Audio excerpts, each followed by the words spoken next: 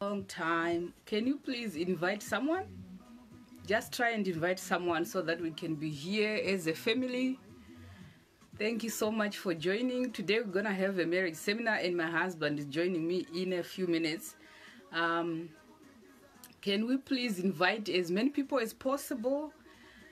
This is a serious topic that is affecting a lot of people, whether you are married, you are thinking of getting married, you are divorced, you are widowed.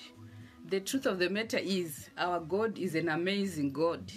You know, you might be thinking marriage is not for me, but I'm telling you this, marriage is for you, you watching me. Don't ever lose hope. Don't ever say it will never work. I want you to know that it's gonna work for you. Yeah? When we go into the topics, you're going to realize that tinotaura zvinhu zvinoitika, tinomiririra zvinhu zvinoitika, kwete zvemufilm. Yeah? The truth of the matter is, inini pano ndakatombosvika pandakati, marriage is not for me. It's not for me, I'm done, this is it. But I want you to know the truth. My husband is joining me. That tells you a story. Kune vanhu vakawanda vanoziva wasu, ndini wasu ndadzoka ndiri pano nhasi. Ndiri kukutaurirai kuti zvinotoshanda chete, zvinofanirwa kutoshanda chete. Kana zvakashanda kwandiri zvinofanirwa kushanda futi kwauri. Ndakatembeunziwo mvana pamuri kundiona pana, ndakambororwa ndikarambwa ndikanzi mvana ndikasekwa, nyika ikandiseka, vanhu vakanditiza, ndikaita chiseko chenyika. Asi nhasi toda kutaura kuti zvinoshanda zvinhu izvozvi. So my sister, my brother, unokwanisa kunge wakarambana nemukadzi, unokwanisa kunge wakafirwa. Things happen in life. But chokwadi ndechekuti kune vanhu variko kunzoku, vari kuda kuroora, vari kuda kuroorwa. Asi unofanirwa kuziva kuti udzokere mukunororwa nekuroora iko kwatiri kutaura uku. Are you ready for it? What are you getting yourself into? Tofanirwa kuziva zvatiri kuita get ourselves into. Kune vari marriage kudhara, you might be enjoying your marriage, but it can always be better than what is happening right now. You can always improve on what is going on right now. Sometimes you think you have maximized your potential in loving, but zvinoda kudzidza kubva kune vamwe. So tichataura a little bit of our history, tichataura zvakasiyana siyana, and we are going to share our testimony. Tichataura zvakare nezvinotarisirwa nemunhu asati atomboroorwa ada kutanga kuroorwa kwekutanga.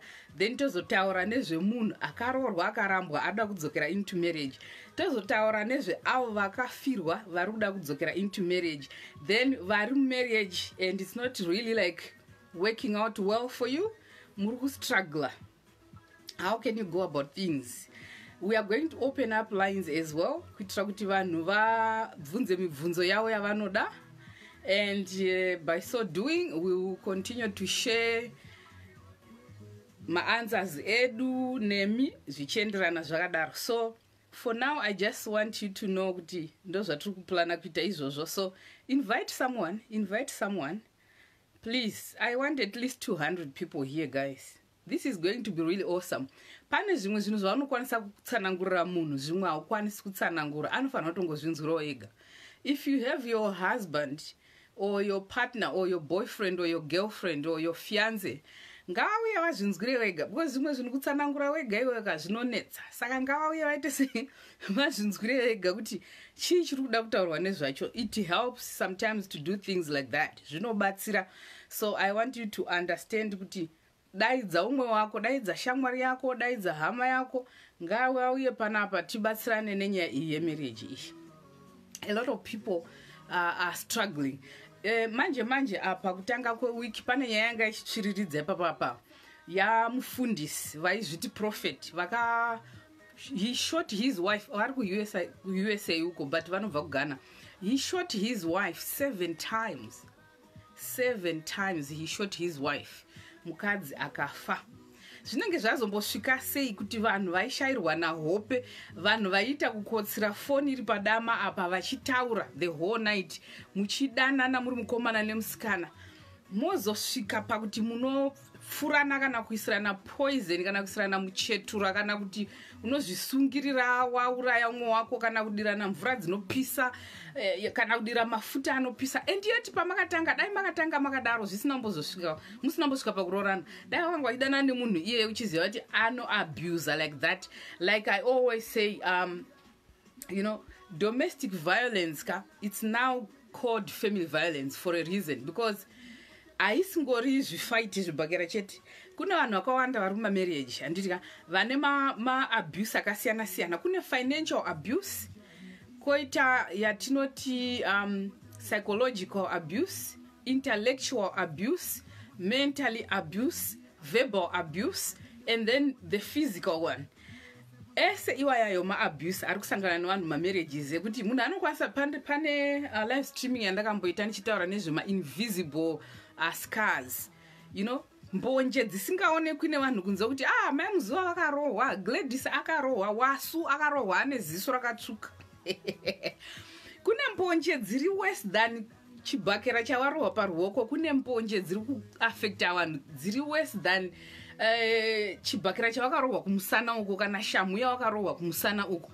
Mbonje dzemukati ina pain iri kuita go vanhu through nenyaya yemamarriages. And yet a marriage is the second important institution mune urongwa hwaMwari besides church. Ndosaka church ichikombewa nemarriage, because Mwari marriage yakavakoshera zvisingaiti. But I want you to understand that these things are very important.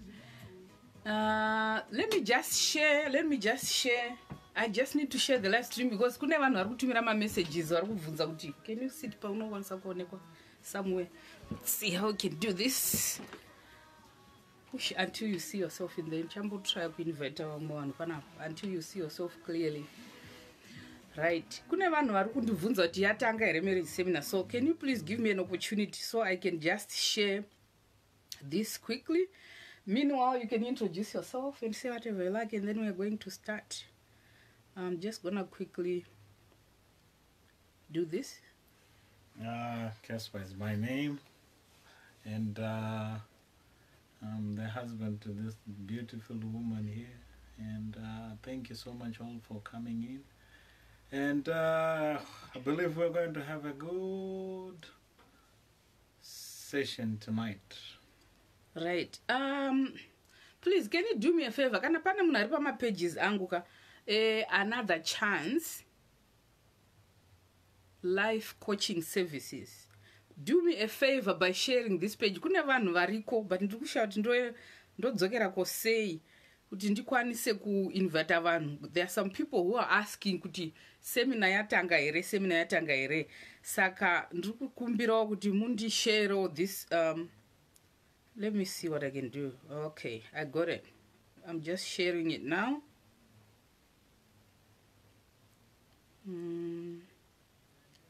Give me a minute. Right. Okay.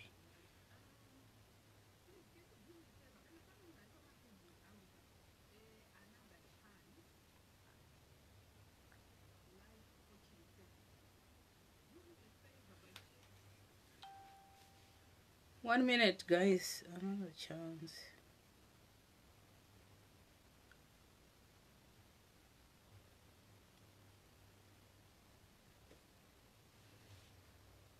Yes, thank you for joining. Thank you for coming. Thank you for coming on. Let me see whether I can share this link to my page.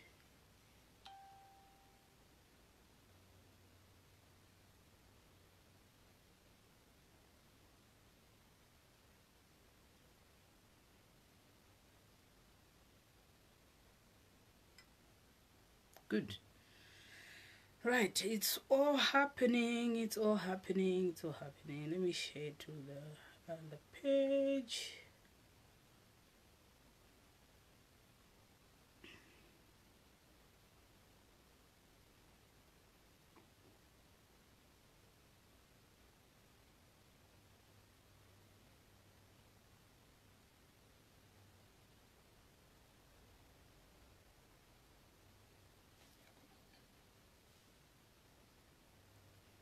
Uzezira unotaurisa watopa live dear.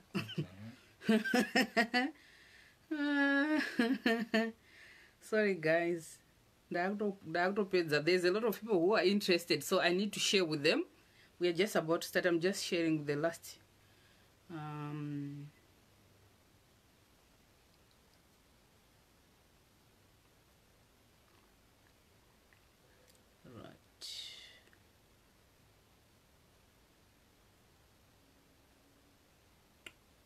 Now coaching.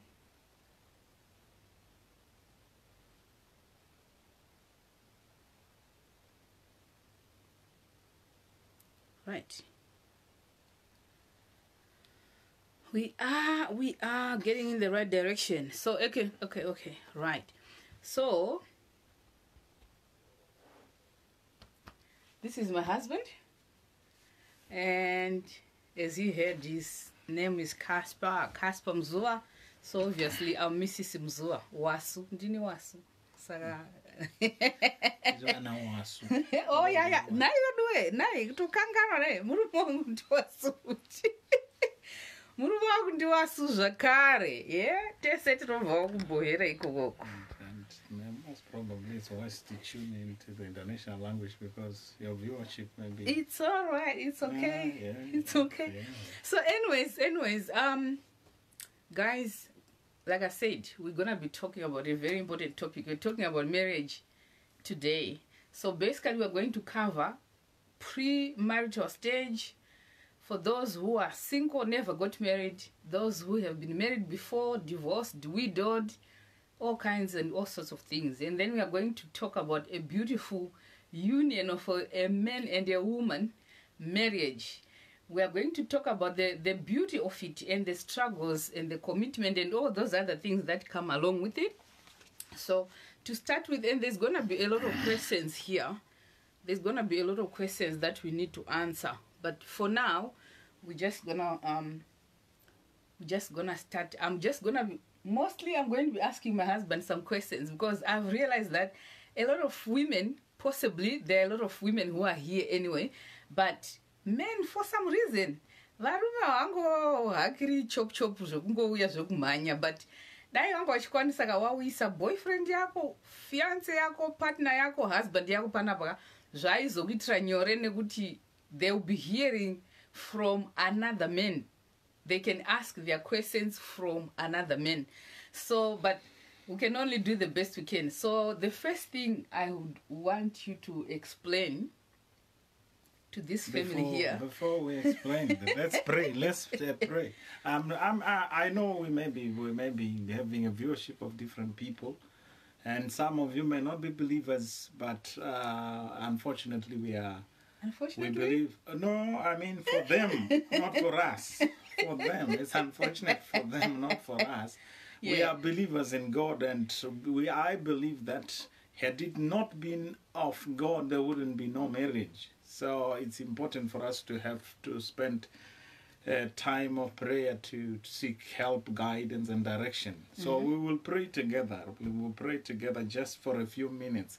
And I believe, look, don't just take this as an opening prayer for this session, but take it as a prayer that is going to open doors for you in whatever situation you are in regards to marriage or anything in life.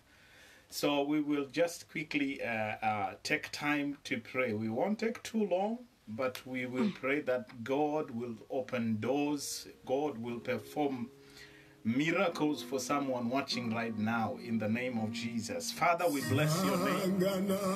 We give you glory. We give you adoration because we know there is none like unto thee. You are glorious in holiness and fearful in praises.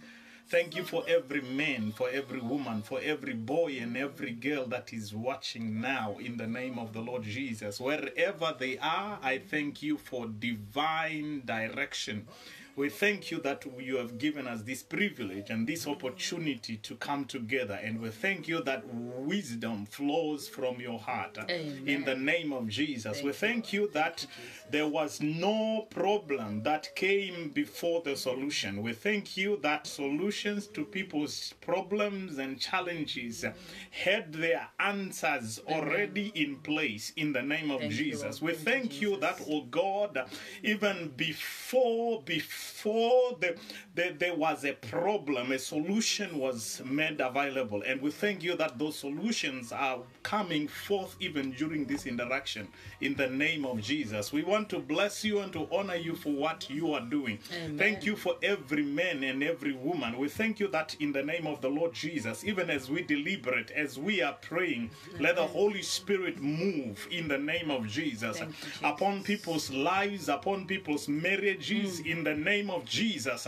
upon families. Thank you, Father, that we are going to hear testimonies of the greatness of God and of the working of the Holy Spirit in marriages, in those that are about to be married, in those, oh Lord, in the name of Jesus, that have been frustrated. We thank you that, Holy Spirit, you will bring back hope in the name of Jesus. And thank you that, oh God, you are a God of yet another chance. And thank you that tonight is yet another chance, oh God, to show yourself able on behalf of your people.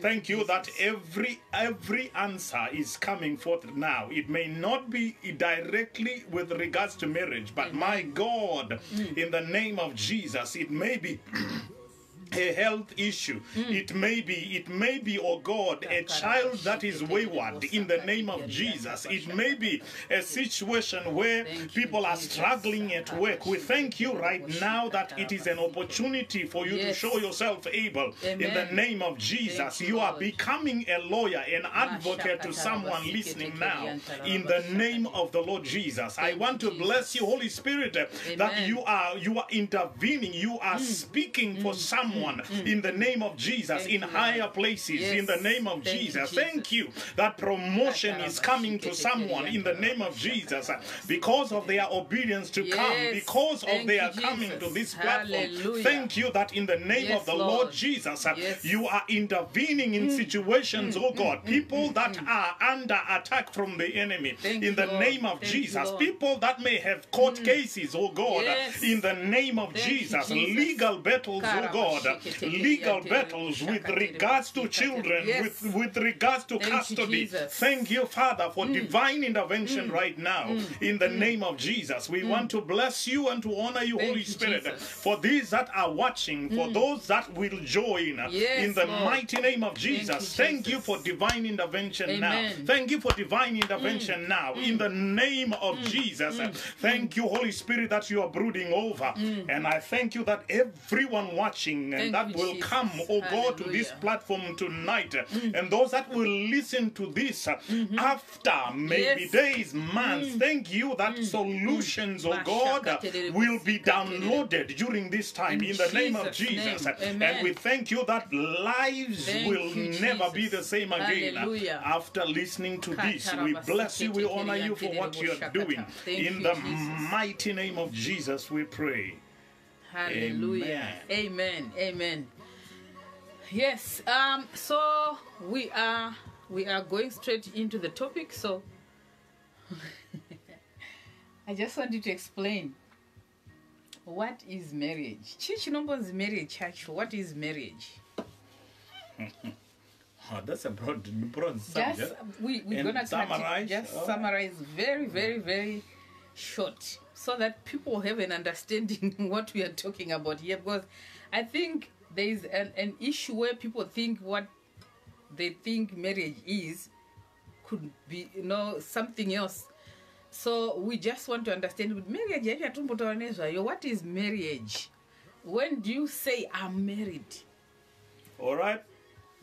I always have a way of avoiding questions. And I will start by talking to you about what marriage is not. Okay. However you want to do it. And look, to start with, I want to quickly Thank you. Chimbomhoresawo Sis Melly kani. Sis Melly's diaries ipage raro tipo kuti tiye tichingotawo Sis Melly ndo bamkuru ava. So Sis Melly, please, we want to thank you with all due respect. Thank you for giving us a platform on this evening for us to be doing what we are doing. Page Renyu Pano. And we are representing Sis Melly's Diaries diaspora. So, Isusuga, we are in Australia. We are based in Australia. And we are connected everywhere. We are Zimbabwean wherever we are. And we have a bigger platform. Some of the people who are watching, they are not Zimbabwean. So we'll try and speak in English. But but anyway, we'll do the best we can. So, yeah, Sis Melly, Moresa Sis Melly. Sis Melly, thank you so much. I'm here to meet you, and I felt good when when she said Babamkura, I said, hoo-ha, yes. No, but we thank you so much, and I pray that your platform will not remain the same. Just for this honor, that's for this privilege, allowing us to be on your platform and to minister to the people that have come together with you. We pray a blessing of God like you have never seen again. Amen. In the name of Jesus. Thank you so much for the opportunity, and God bless you, God bless your family, and bless everything that you do. Amen. Now, okay, what marriage is not. Now, I'm going to try to be very blunt. I'm going to be blunt and try to cut answers, because then it will help us cover much ground. Marriage is not sex, just sex. That's number one. Number two, marriage is not two people falling in love and agreeing they want to be partners and they just begin to stay together. According to the divine plan of God, marriage is something that is instituted by Him. When you read the book of Genesis, you realize that when man was created physically, he was only one, and though God was available for him for fellowship and everything, he said, it's not good for this man to be alone. I will make him a helpmate. And he decided to make, it wasn't Adam's decision, but God's decision to make him a helper, someone, a companion, someone to enjoy life with. Now, having done that, Eve came onto the scene. Now, so we're talking about Adam. It may even confuse many of you, because to start with, Adam had no parents. His parent was God. But thank God that God was his parent, and he authorized him to get married to Eve. And they got united in marriage under God. So, marriage is primarily a union between a man and a woman. That's one important thing to understand. Now, it has many, like I said, it's a big subject, and it is important for us to understand that without the blessing of a parent, you may have lived together for years and having children, but if there is no blessing from parent, if nothing traditional was done to legalize that marriage, it is not marriage. It's cohabiting. They call it cohabiting. So marriage in itself is a union of two souls, a male and a female, under God's authority. Now I'm talking on the part of Christians. I'm talking about on the part of Christians. There are people that are not believers, that are legally married, that are also married according to how God wanted it to be, because they honored the tradition of involving their parents. They received a blessing, a go-ahead from their parents to say, yes, we agree to you guys getting married. And people were allowed to do white weddings or traditional marriages. Okay, can I just ask a question? Right. Let's say I'm in love with my partner or my boyfriend or my fiance. Here I am, I want to get married. And then the parents, either the parents of the woman or the parents of the man, they say, this one, we don't like her. We don't like her. They tell you point blank, we do not like your girlfriend. They don't know me. They're just making judgments on whatever they decide to do. Or even if they know me, maybe we grew up in the same community or suburb, but they just tell you, I don't like Gladys or I don't like Casper. And from then on, they'll just tell you, I don't want to hear anything to do. As long as you're going to be talking about this woman or this man, please, it's not a subject for discussion. What do I do? Important thing I think that we are going to cover, and I don't know if we are going to cover it during this session, but I think when it comes to actual marriage, when people are married, we are going to cover it. And that is communicating. It is an important thing, very important. Now, with regards to your question, now we are dealing with different people coming from different backgrounds. There may be some that are watching that are coming from backgrounds where their partners are chosen not by themselves but by parents. And then we are having some that are from, the freelancers. Well, I choose who I want to be in love with or to get married to, and then I will just let my parents know. And then we also have some situations also where we have people that whose marriages are arranged. They don't even know that they are going to get married. It is only most probably on that particular day that a girl or a man is introduced, that they will know, oh, parents were organizing something for me. Now, having such kind of backgrounds, it is good for us to understand that there's need for communication. You as an individual, especially when you come to that point where you want to get married, for you to, whether it's you are a girl or you are the boy, to communicate with your parents that, look, parents, I think I've become of age and I would want to get married now, and this is what is happening. That is if you have something going.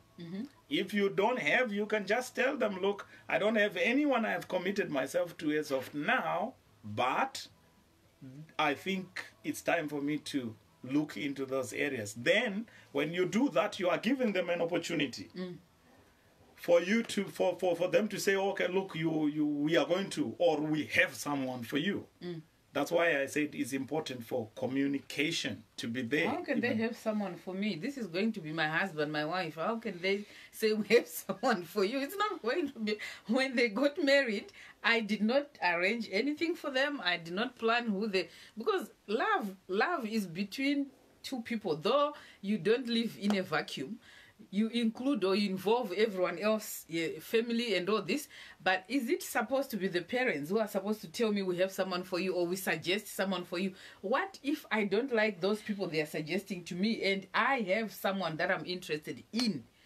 Is it something, is it rebellion? Is it disobedience? Is there anything that says so about marriage in the Word of God? What do I do in that situation? Because the problem is I've realized that like a lot of people, they have gone through a situation where they were going against what the parents were saying. They went ahead, got married to the person that the parents had said, we don't like this person. Now later in life, they are now having challenges, they are now having problems because this person is rejected. They are refusing to accept this daughter-in-law or this son-in-law. What do you do in that situation? A tricky one though, but look, like I said earlier on, it is important for communication to be there now. If you communicate right from the start with parents about your intentions, you are buying into their minds. You would know their plans. And when you know their plans, you can then easily be able to begin to tell or speak, just like you said, to say, look, yes, this may be what happened to you. Your marriage may have been arranged, but we are living in a different generation with different ways of doing things, and this is what I personally, because I'm the one who is going to get married to this person, this is what I would love to do. And I mean, if there's an open door or a door of communication between you and your parents, right, which must be there, it must be there, then you will find that you will find a leveled ground or a common ground where you can discuss this issue, then agree into what has to be done for that marriage to take place. So that's why I emphasize on saying communicating with your parents would be very important, rather than just going to your parents. I have a girlfriend, I want to get married in 2 months, and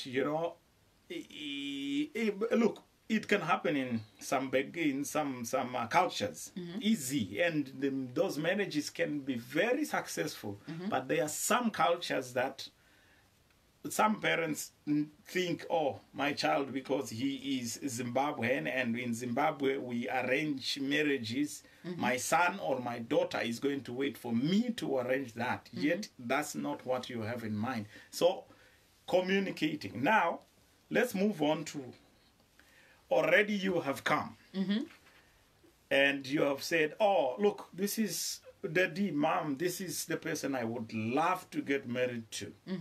And then they jump. No, we don't like him, or we don't like her. Now, there's no need to put pressure on your parents on that particular day. It's allowing them to have their say, whatever is on their hearts, and allow or even postpone whatever it is introduction, so that you can have time with them, you as their son or as their daughter, to converse and talk about this situation. And when you give them that privilege, rather than just saying, look, I don't care what you think, or I don't care what you guys did, this is what I have decided, you may not receive a blessing from them. Now, it is important. It is very important for us. I mean, according to the Bible, without the blessing of a parent, there's no blessing for the blessing of a parent precedes the blessing of God. And this is why even in our generation today, if you come to church and I'm the pastor and you say, I want to get married to this woman or to this man, I refer you back. Have you dealt with the parents? Are they in agreement? The reason is because they are the first authority according to divine order for that blessing to happen. So it is good for you first, postpone whatever it is, and have a conversation. Reach a consensus with your parents to say, okay, this is how it's going to be done. And then let them give you a release, a go-ahead to continue with whatever will be on your heart to do. Right. As for me, from my part, I think also having a relationship with your parents, it doesn't have to be biological parents. You might be an orphan from having one or both parents have died, but obviously there is someone who is like a, what can I say, who is like a father figure or a mother figure in your life. I think it is very important to understand your family as you are growing, as you are maturing into an adult who is looking forward to getting married. I think it is important to understand the culture in your family, how things are done, and you know the type of people that your parents will accept. Not that they are going to be telling you who to get married to, though there are some other religions and there are some other cultures where people are told you can't marry outside this or that. But what is important is when you know usually what is acceptable in your family by talking, by having a relationship with your parents, when it's time now for you to start opening your eyes to look for a partner or a fiance, you have an idea what kind of a person you are looking for. And even if the parents will tell you that, no, we are not accepting this person, you can't just say, yes, okay. You need to understand, okay, mom and dad, I thought this was the best person for me for 1, 2, 3 reasons. And can you please explain to me why you are saying no? It is important for you also to know why they are refusing to accept this person. They have to have reasons. You can't just say no and then you are agreeing to say yes, because there has to be a reason. And if there's a reason that can be fixed or that can be dealt with, or the person that is being refused, if you can communicate with them to see, you have to have wisdom. Of course, you have to have wisdom how to communicate to your partner or the person that you're interested in. If there are certain things that they can change, because there are certain things that you can change, certain things you can't change at all. Like, let me give you an example. There are some people who tell you that you can't marry outside our church. And you are also part of that church because you are an adult and you continue to go to that church and you know the rules and regulations of that church. Sometimes it becomes really difficult if you are going to continue to go to that church with someone who has no idea. I don't want to mention names of different kinds of churches, but sometimes there is a clash of denominations. Okay, I think I need to give an example. Let me give you an example. This is just an example, so don't take it serious. If a Pentecostal person is going to be married to a Catholic person, these two people or these two families, they have to be in agreement. They have to understand what is going on. And also, it's one of the challenges that comes when you are now getting married. When you decide we are going to go to this church, both of you have to be in agreement, because if the husband is saying when we get married we need to go to Roman Catholic, and the wife is saying no, I'm gonna continue and go to the Pentecostal church that they are going to, those religions, the way they do things, the way they pray, the way they do their things is totally different. And that can cause a lot of friction. That can cause a lot of problems. And I've realized that a lot of people have clashed as well. They get married. They haven't even discussed what church they are going to go to, or whether they are going to go to church. I'm not here to tell you what to do. Life is about choices. But whatever you choose to do, be in agreement before you get into the actual marriage, because it can cause a lot of stress, strain. It can cause a lot of problems. Now you are married, and that's when you are now sitting in your, like when you are just before getting married, you are now discussing which church are we going to go to. It doesn't work like that. You are going to be in problems, because if you don't agree, this one is going to that church and that one, every morning you are coming out, the other one is going this direction, the other one, and yet you are supposed to be united. It can cause a lot of problems. So I think we have to move on to another another portion. Now, before getting married, what are the things that someone needs to look into to know that this is the right partner for me? What are some of the things that someone has to look into when you are trying to find a partner? All right, very important one. I will answer some of that question. One, it depends on who you are. One, are you a child of God? Right? If you're a child of God, I mean, there are scriptures that we can quote there. And I mean, these just talk. I'm not going to read. I'm not going to read. But I mean, as a child of God, you have to know that you got to. The Bible says, "Do not be unequally yoked with an unbeliever." Now, what that means is, when you join two cattle on one yoke, if they are going to accomplish anything, they have to have the same direction or be going in the same direction. That means same vision. They have to have the same understanding, and they work together to make sure that what they are doing becomes a success. So the first thing is that, are you of the same understanding? Do you they have the same vision? Are you born again, especially to those that are children of God? Like I said earlier on, even unbelievers get married. Now, it's important. The common ground is, if you are getting married, do you know why you are getting married? That's number one. Number two, now we have just been discussing on how the process of how you get married, which is obviously involving parents and getting their blessing, and then from there moving on to, you know, wedding or a traditional wedding and whatever it is. Now, that is one important thing. Now, as a woman or as a girl, you have to have this one thing. Now, does your boyfriend know who he is and what he wants to become? Does he have a vision? That's one thing you need to consider. Can he take you somewhere? Is he able to really cause you to achieve certain things in life? And now you got to share that. Now, number two, it is imperative that that boyfriend, that girlfriend has work.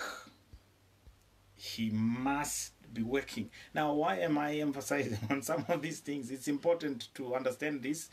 One, Adam was created first and put in the garden, and before he was given a wife, he was asked to look after the garden, to improve it. Now, he was given a vision, improve, increase, multiply the garden. So it was a vision, number one. Number two, work to do. So you got to make sure that that boy, especially boyfriend, has work. There's no two ways about that. It's important for him to have work. Because if he doesn't have work, what are you going to help him to do? Now, he may be working for someone. He may be running his own business. Especially if he's running his own business, that's why you are there. You are the helper.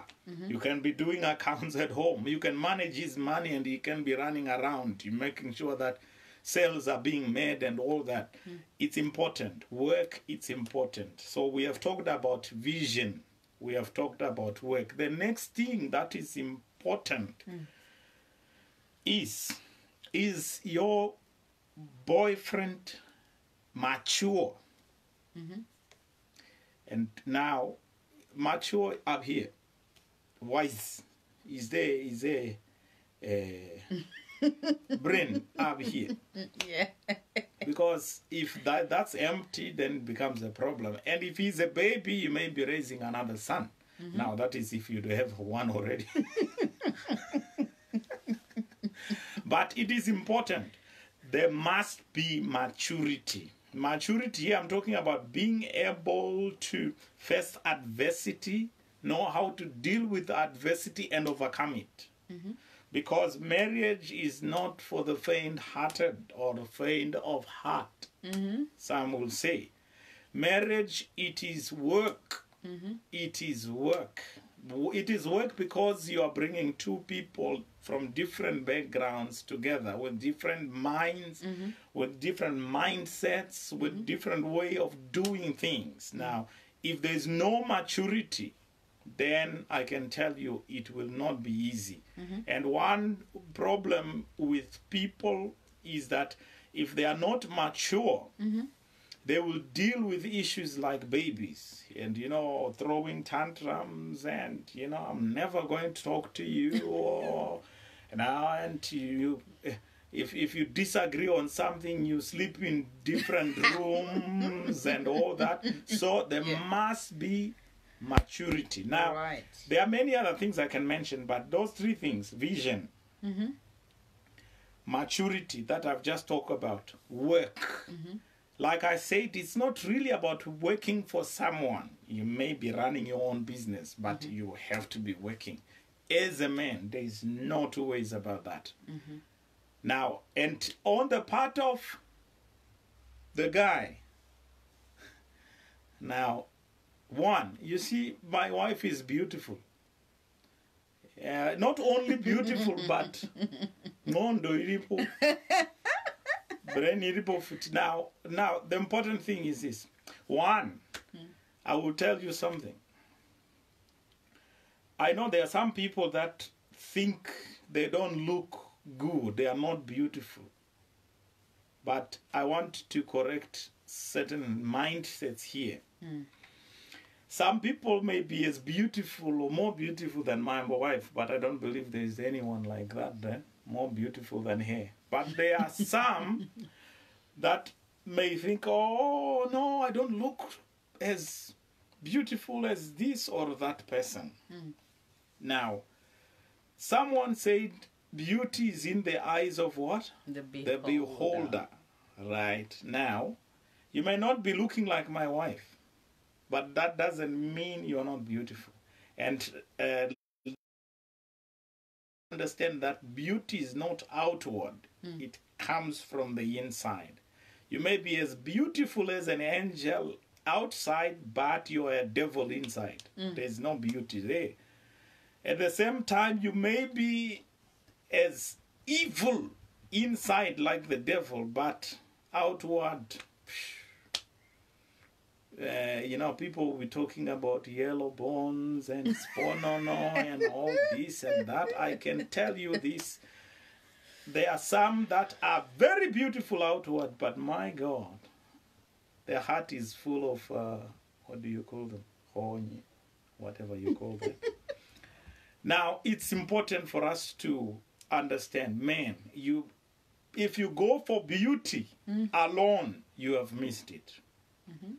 Number two, if you are going for just brains, again, and you don't have what we are talking about as being beautiful, then you have a problem again. Because I have educated, very clever, very intelligent, and wise people that got married, but their marriages never got anywhere. Why? Because it was just intelligence up here, but there was no maturity, and also there was no fear of God in the inside. Now, that's another thing, again, that I have to bring to you as a man of God. You got to get married to someone who fears God. Because if one fears God, there is no doubt that if he has the fear of, he has respect and utmost, honor and respect of the creation of God. Whether it be the wife, the boyfriend, or the girlfriend, or the mother, or the father, their own parents, or the parents of the partner. So that's another important thing. So, guys, let's not just go for beauty, but let's go also for maturity, like I mentioned when I was talking about women. So I just want to add on, because I know there are men here as well who would want to hear from the side of women, the things that you're supposed to be looking for into a partner. With me, basically, you got to be friends. You have to be friends. There are no two ways about it. For you to have, you might, like my husband was saying, there is no woman who wants to submit under the authority of a man who submits to nothing and to no one. A man who does not have honor or respect, or who doesn't listen to anyone. A man who says, I know everything, I know it all. There is no way you can submit to that kind of a man. And like the word of God says, men love your wives. Wives, submit or respect or honor your husbands. There is no woman under the earth who is going to be feeling like honoring or submitting to a man who doesn't love the wife. And the problem that I'm having in this world now is we are switching the roles. Women are trying to love their husbands and then at the same time try and honor them. And yet the word of God, God is the one who created us. He knows what he has put in our being, our soul, our spirit, our bodies. He's the one who created us. He knows what works for us. And so, because he knows what works for us, we need to listen to what his word says. So if he says, men, love your wives, and you are trying to love your husband, and then try to honor him as well, what's left of him? What is left of him? So you have to understand that when you keep it the way God has wanted it to be before the foundation of the world, it is becoming a natural response. You reciprocate. You don't even have to agonize. You don't have to even think about what is submission, because submission is not being oppressed. When you submit, you are not being oppressed. You are not being abused. You are not being forced. Honor has to come because you feel this man, the way he loves me, the way he takes care of me, the way he is brooding over me as my spiritual authority, as my priest, as my husband, the way he protects me and makes sure that, you know, I'm washed by by his word. I'm cleansed by his care, not for anyone else, for him. So to me, that is very important to know that this person cares. And before you get into marriage, you need to understand by the way you communicate, like my husband was saying earlier on, how do you communicate even as boyfriend and girlfriend? That is very important, because you need, you know, I pressed a lot of buttons. You know, I needed to test, testing to realize and to understand that this man is for me, because I needed to know if I made him upset or if I made him angry, how is he going to respond? When is he happy, how does he respond? To start with, does he respond to situations or he reacts? Because those are two different things. Someone who reacts to situations, that person is very dangerous. A person who responds is the person that you want. And if there are any red flags there, if the person does not respect you, he's always putting you down, he's embarrassing you in front of your friends, he has these nasty, dry jokes about you, he's always negative about you, he doesn't value your contributions or your ideas, he doesn't care, he's full of pride and he thinks he owns the whole world, you know? He doesn't care. Whether you are in pain, he doesn't even see it. You need to grow together in a relationship. Marriage should not be an emergency situation. You got to grow together in the relationship so that by the time you get married to each other, you know each other, you understand each other. There are a lot of people who are married to each other, but they married each other as strangers. Because when you are in a relationship and you have fallen deep in love, I can tell you that each person is putting their best foot forward. But you have to get to a point where you are real about the whole situation, where you actually know each other for the real you, where you go beyond, there are relationships where a woman feels like, oh yeah, at least, I always say this when I'm doing my life coaching in marriage and or this couples coaching. Don't be in a relationship where you are there because you're saying, at least he loves me. At least I have a boyfriend. You know, all my friends have a boyfriend. At least I have one. If that is the kind of relationship that you have, I'm telling you, think again. Be in a relationship because one, you have a vision. One, you are going to help each other to fulfill your prophetic destinies, and you are also going to support each other along the way. There is no contradiction or there is no friction between his vision and my vision. Our visions are supposed to complement each other as we fulfill our destinies. So you are pulling this way and is pulling that way, and you are not, every time you are fighting so badly, you are not even married yet. Let me tell you, whatever is happening in your relationship now is going to be amplified. It's going to be magnified. It's going to be bigger. If it is joy, if it is care, when you get married, it is going to be bigger and better. If you are abusing each other, you don't respect each other, don't honor each other, it's going to be the same plus. It's going to be amplified when you get married. So to me, those are the things to watch for. Don't ignore a red flag before you get married, because those things are going to affect your marriage when you get into it. So I think on that one we have covered so much ground. Let me just... While you bring something there, it's important. We talked about communication as a pillar in a relationship, more so in a marriage. But I said, I also want to add to this. While communicating, how is your tone like? It's very important. It is very important. Talk about talking to your parents. I don't care about what you think. And now you may be communicating your views, but how?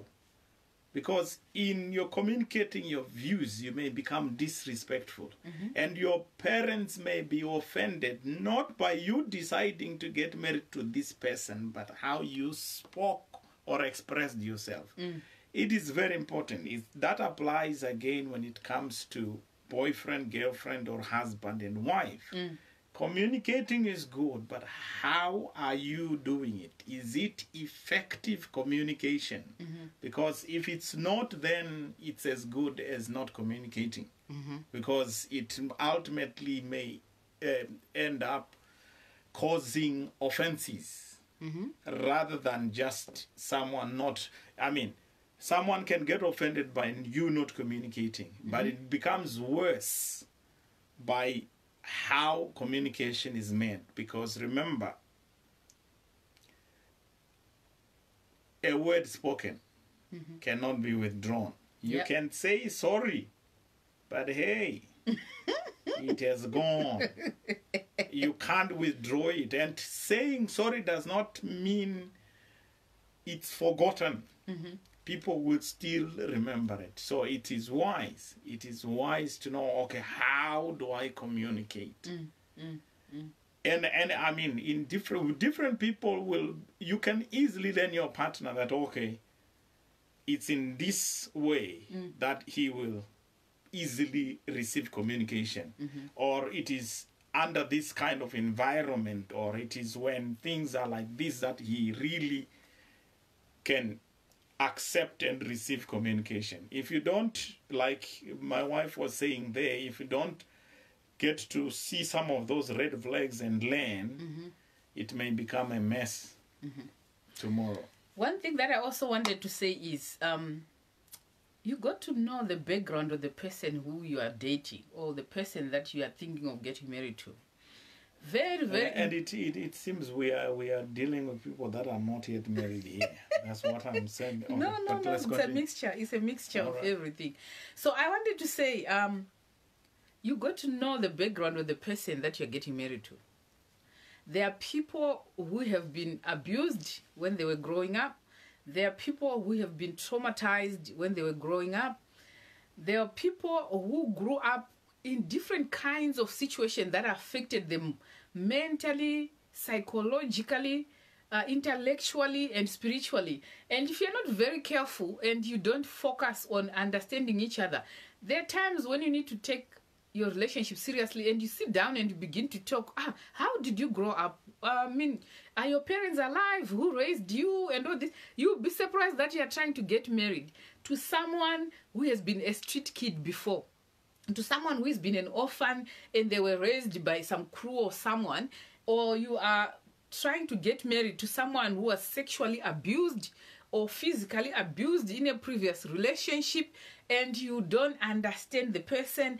Some people have mental or physical health issues that have affected them and they become so sensitive to anything that you're trying to say. Even a joke, someone can take a joke to be serious. Those are kind of the situation that we find ourselves in as human beings. We experience life at each different dimension depending on how we have experienced the world previously before we met each other. So it is very important to address those things because you find that some people, they are insecure, very insecure. They are so scared of losing you to a point where they are possessive and they are tracking you, and the insecurity is just too much to a point where it's not safe because of what they have experienced before, or they grew up with parents that were abusing each other physically in their presence.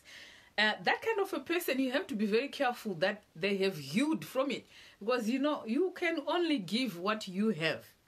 So broken people are so much into broken relationships. Abused people, if they don't heal properly, they get to abuse other people.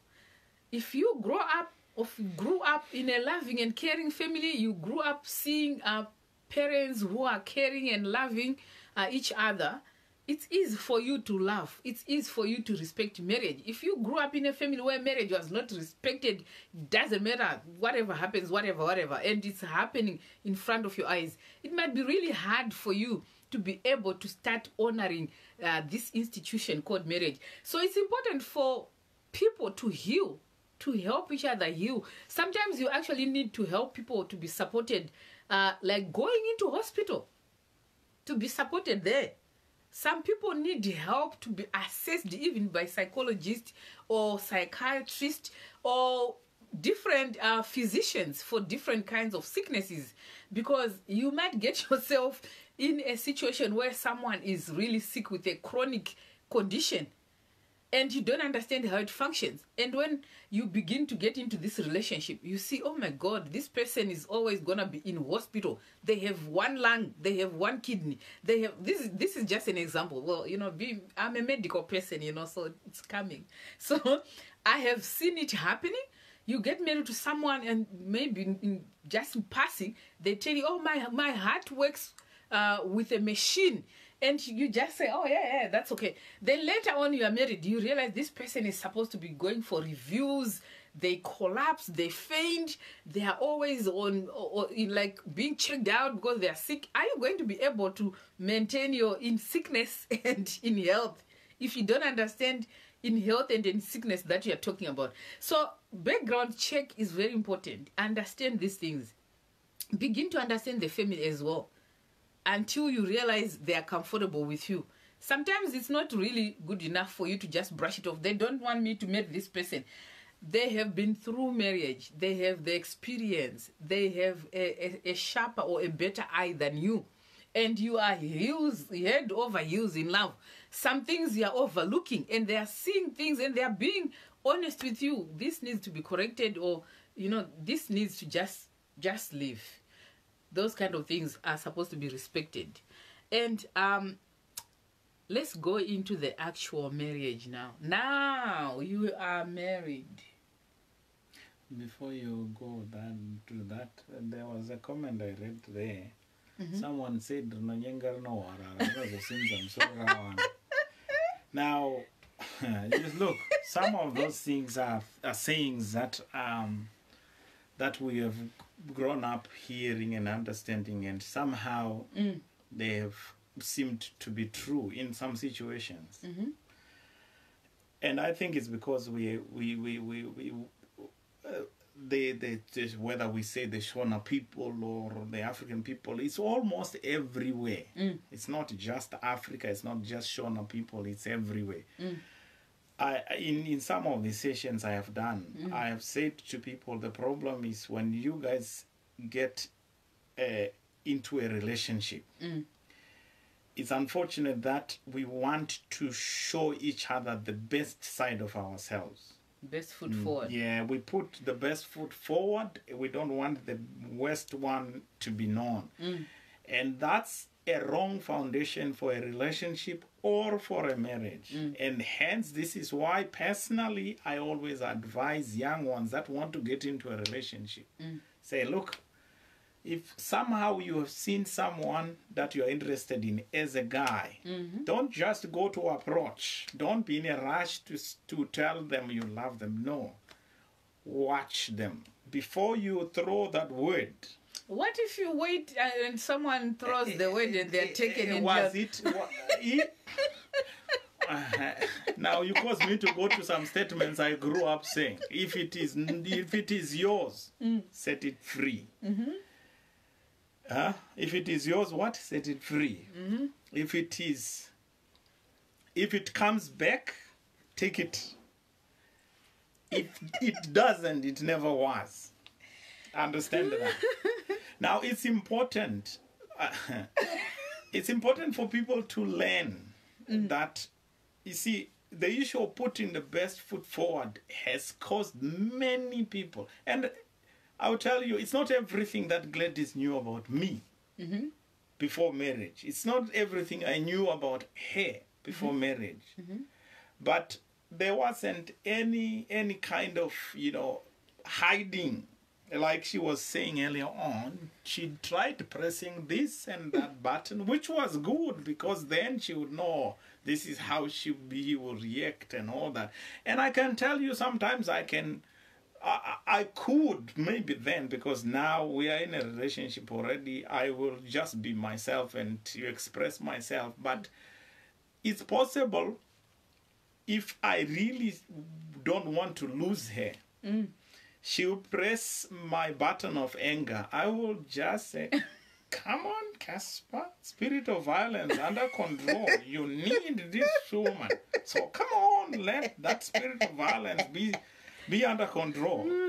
Be under control. But that's not who I am. It's because I want her.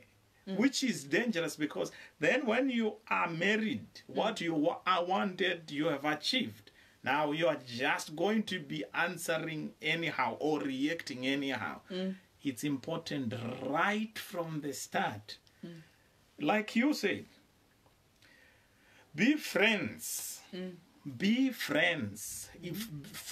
Befriend this person on a general, just as friends. Because then as friends, you know what?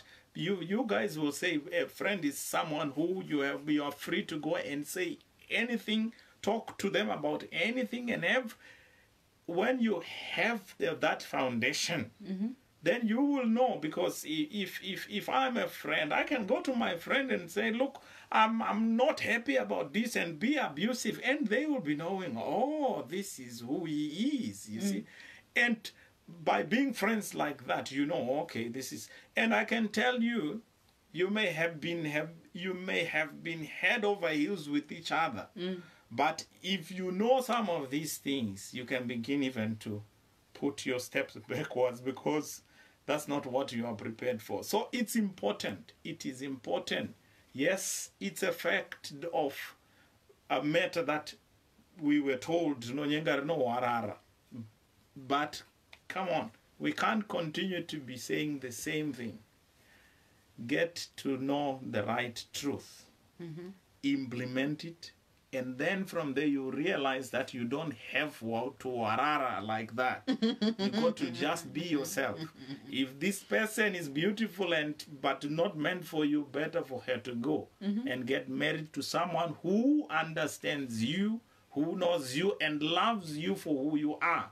No, not what you pretend to be. Right. Let me share a little bit of my... Do you know why I'm laughing? When he said, if something is yours, let it, what? If it is yours, set it free. Set it free. If it comes back, take it. If it doesn't, it never was. Okay. So I flew away, right? I flew away. I ran away from this. You ran away. I had a code, right? I'm getting you in trouble. Oh my now, right? God. So I ran away from this man, yeah? Because I was so immature, I think, and I was looking at material things, yeah?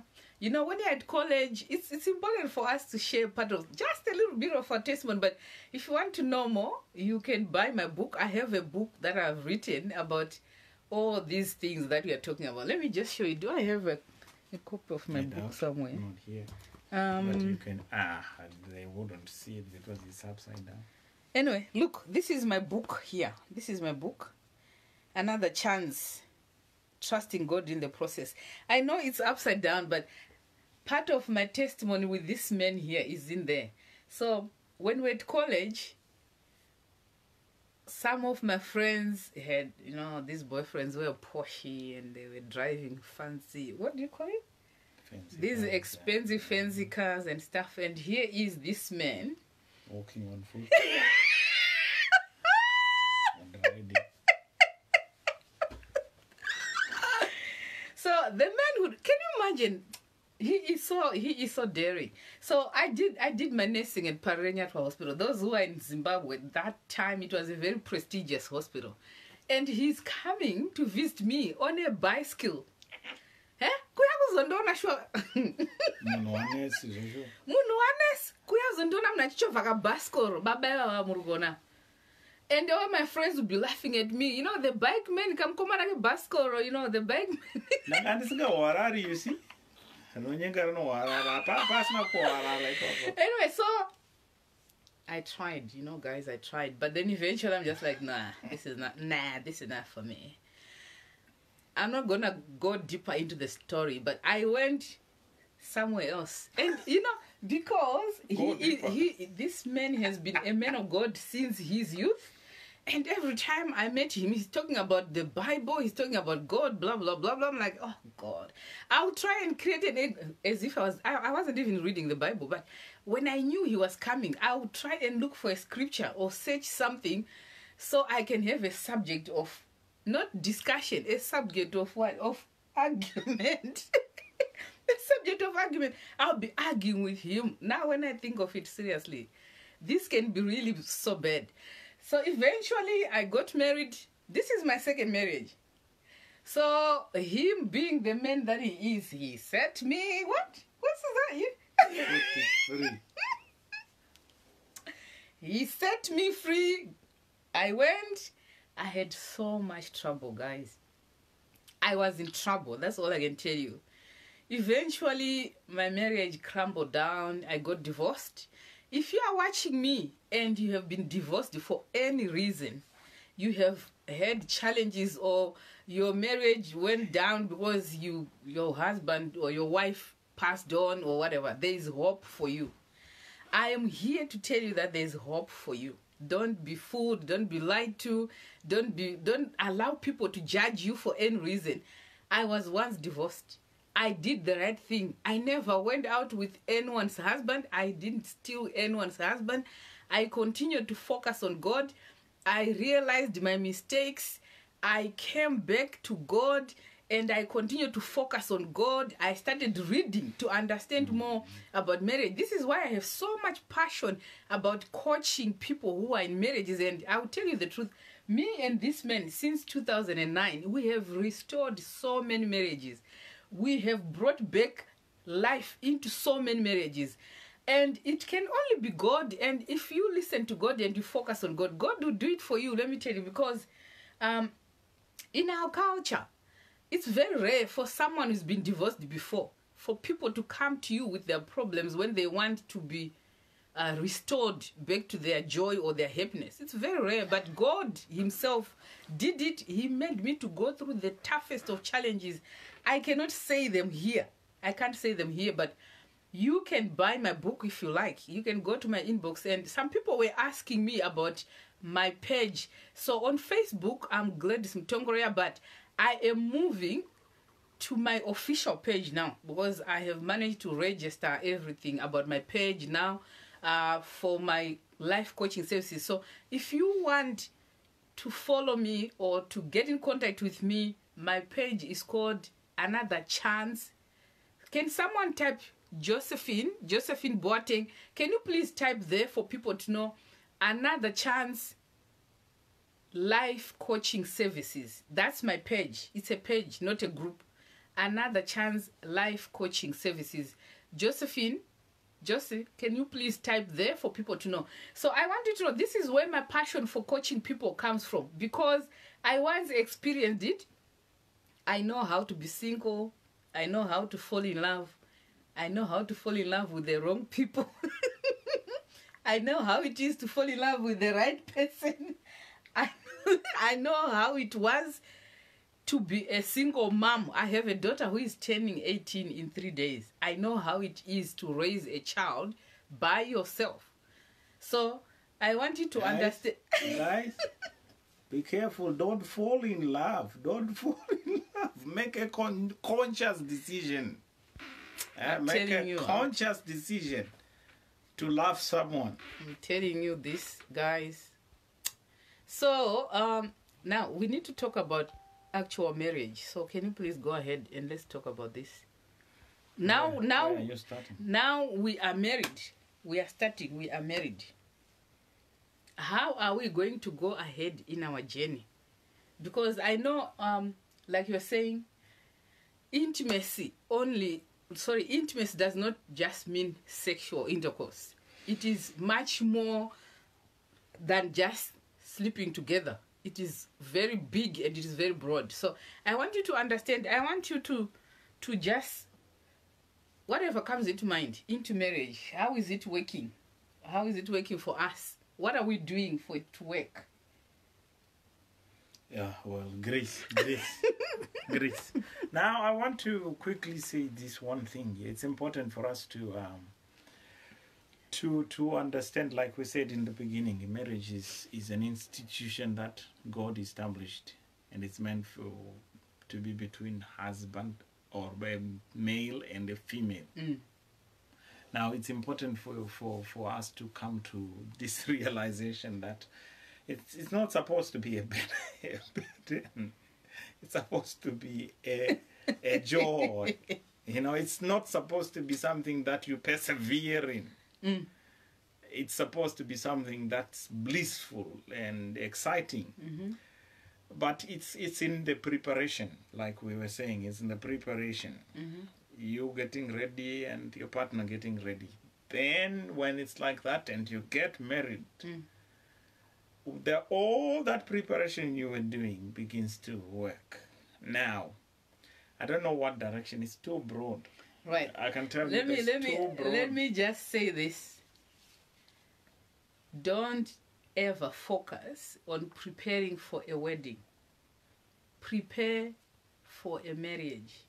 And in preparing for a marriage, wedding is part of it. I have seen people taking years and years preparing for a wedding. A wedding is only one day. You are inviting people. Some of them, they don't even care.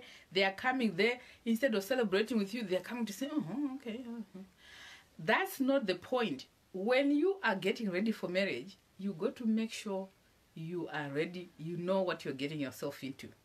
It is very important for you to understand that portion. Don't waste your time too much preparing for a wedding, because a wedding is supposed to be part of preparation for marriage. Now, let me try and narrow it down for you. Right. Now you are married. How do you show, like, as in, maybe touch a little bit on love languages. Just a little bit. All right. I will. Do you want me to start? Yeah. Look, it's important for you to know your partner's love language. Each one has different. You can't say there are 5 different love languages, but you got to pick, my husband's language of love is this and that. And that, or it's maybe all. My wife, the same thing. You got to know that. Now, like we said earlier on, marriage is not just about sex or having babies. No, marriage is about companionship. You got to be companions. You were supposed to be. Adam was sorrowful by himself, and God said, I'll make him a helpmate for him, someone who is suitable for him. Now remember when God said it's not good for men to be alone, animals were there. Now it's unfortunate that there are some people that are getting married to animals. But God realized that there were so many animals, none of those things were fit for Adam. So we got to understand that coming to the issue of companionship or relationship, it's something, like I said, make a conscious decision to love your brother, to love your brother or your sister. No, we are brother and sister in Christ, remember? No. Oh, okay. We are husband and wife before God. That's very true. But the thing is this, we need to come to this realization. One, it's not about, sex in the bedroom. it's about companionship. Now, how do you relate to your partner? Number one. Number two, now, love language. What is her love language? What is my love language? Now, if I understand her love language, if I use that language to deal with her, I may even be satisfying her, not in the bedroom, but just by relating with her. Just by talking to her, if it is in talking. Now, it is important for that every husband, every wife must make sure that that becomes a homework. If you don't know your wife, your husband's love language, go. And I will encourage you. There is a book called 5 Love Languages. I forgot the writer. They can Google it. They can Google it. It's here somewhere. We are in our cave. I don't call it man cave because my wife also uses it. But otherwise, they can Google it. Yeah, you can Google that. It is a very good book. A very good book. It will teach you about love languages, and it's important for you guys to know, okay, what are those? And as you read it, you can easily pick, I think I got a hint. This is what my husband or my wife's love language is. And I can tell you, when you begin to act or implement some of those languages, my God, it may be just walking in public, hand in hand. I mean, before we got married, she told me, I love walking around the suburb holding hands with my husband. If we go shopping, hand in hand.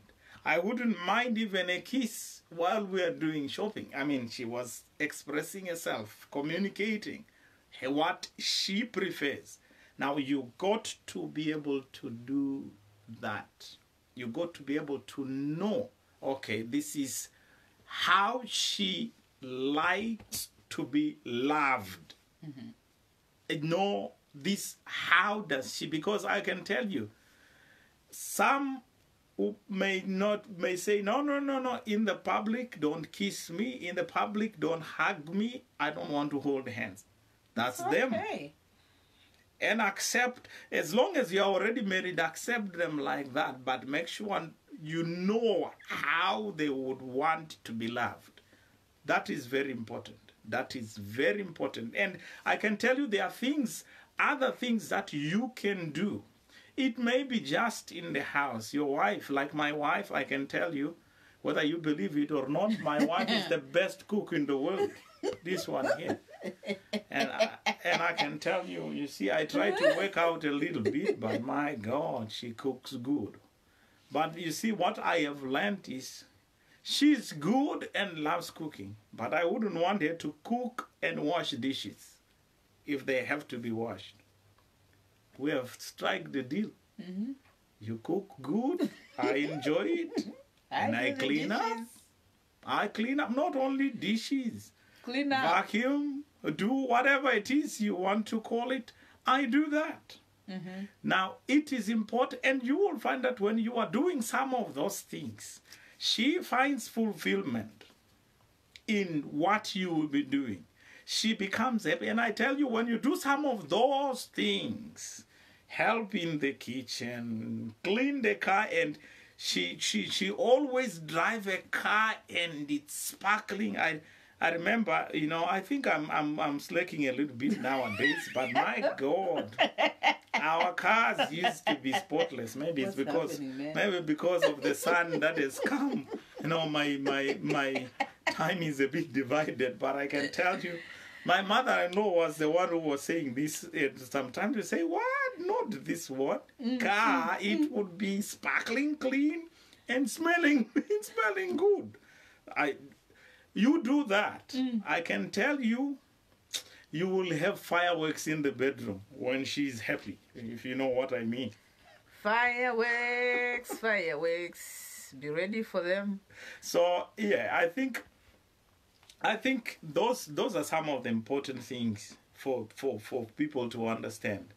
Understand each other's love language and implement that. Now, guys, men, I've said to people, and this I can tell you, unfortunately, I grew up without a biological father. But that didn't make me not to be ready or not to know what a good marriage is. Because I took it upon myself. What I didn't know by observing, I knew it by studying. I knew it by reading. I knew it by studying successful people in marriage. And I can tell you there are some people alive and dead that really impacted my life, even my marriage life, that what causes me or us to be what we are today is as a result of what I have learned from them. So it is important for you to also don't blame your background. Oh, my father was abusing my mother or what. No.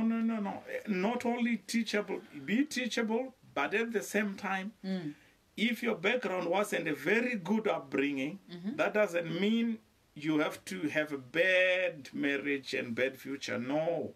It is important for you. Decide, I want to have a good marriage. What does it constitute? What is a good marriage? What makes a good marriage? Study books, listen to podcasts, listen to DVDs, whatever it is in that particular area, and gain knowledge. And most of that knowledge should be based on the Bible, the Word of God, because there's no other better book than that. Right. Then there are some other books that you can read that are very helpful, like the one I've just referred to, 5 Love Languages, very important. Right. So I also want to say, in terms of intimacy, let's address that one, because though marriage is not about... Now you should also start. Don't just make me start and then you add. Start in here. You got Well, you're not asking me questions. Oh, well. So anyway, I wanted to say, while you're thinking, I wanted to say, guys, in terms of intimacy, though it's not the entirety of the marriage, but it is a very important part of the marriage, especially sometimes it can become really challenging, in marriage. Challenges, I don't want to call them problems, because once you call them problems, really difficult to resolve them. But if there are challenges, then you can find a way to navigate through them. God will give you the enabling grace to find wisdom to sort it out. But I want to say, in terms of intimacy, there are a lot of people who are sleeping in their bedrooms with strangers. You don't know each other. You don't make a friendship. There's no companionship, like my husband was saying earlier on. You don't help each other around the house. When you help each other, especially those who are in the diaspora, because we are not privileged to have house helpers or housemaids, whatever you want to call them. There is nothing like that here. You have to work it out together. You have to figure it out together. And most of the time, the entire family, anyone who is a working age, including kids, you are supposed to be going to work. That's how it works overseas here. So it is important for people to, like as husband and wives, help each other quickly and create enough time. You have to create time. Otherwise, you never have time to be together. There are so many people who are complaining because they are not having enough quality time, not just time, quality time together, where you put your phone down, where you put your gadgets down, or you decide to watch a movie together, or just have fun together, go for a walk together, go for a ride, go out for dinner, surprise each other. Me, I love surprises. So now I'm in a situation where even if I say to my husband, don't, please, this year... And I'm full of surprises too. Even if I tell him, I don't want this thing, don't celebrate my birthday, blah, blah, blah. Oh, he will find a way of doing it, and eventually something will happen anyway. And you will enjoy it. And creating quality time, let me say this, it's a conscious decision that you have to make. You have to bond. You have to make sure you are intertwined spiritually and physically, because it is for your own benefit. You grow up and the kids grow up as well, and they leave the home or leave the house. It can be very, very dry. It can be very lonely. It can be very cold out here in marriage. So if you're not going to create a bond right now when the kids are gone, what are you going to do? Even when the kids are still there, it's really, each child comes with her own or his own package. They're a blessing, but those blessings come with their own challenges as well. So sometimes it's very stressful raising a family, working, trying to create time for other things, and forgetting about creating time for your own marriage. It's happening. And so, like, I'll give you as an example. Me and my husband, we decided every single year on our wedding anniversary, we are going somewhere, just the two of us. And our kids, they know this. We go somewhere, we find a way, we create time to do this, and we just go somewhere we have never been before. And we celebrate our anniversary. Except just this year, that's when we didn't go because of the COVID-19. And the year that I was pregnant with our son, because I was really sick. But still, he found a way to surprise me in hospital. And it was really beautiful. So it's about working together to make this thing called marriage to work. Right. Now, going deeper into this intimacy thing, I want you to know, if you're not going to be starting from beginning of the day, like for example, I come from work, sometimes I find there's a note under my pillow, he has written something beautiful, or he has put a gift under there, or something. I also try the best I can to do